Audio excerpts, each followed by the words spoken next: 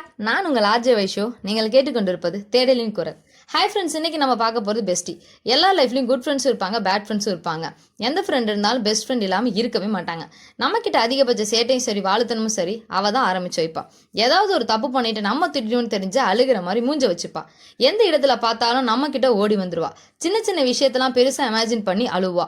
எல்லாத்துக்கும் மேலே நம்ம மேலே யாராவது உரிமை எடுத்துக்கிட்டா ரொம்ப பொசிவ் ஆகிடுவா.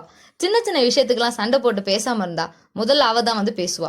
கொஞ்சம் சேடா இருந்தா போதுங்க, நம்மளை சிரிக்க வைக்க லூசு மாதிரி பண்ணி சிரிக்க வைக்காம விட மாட்டா.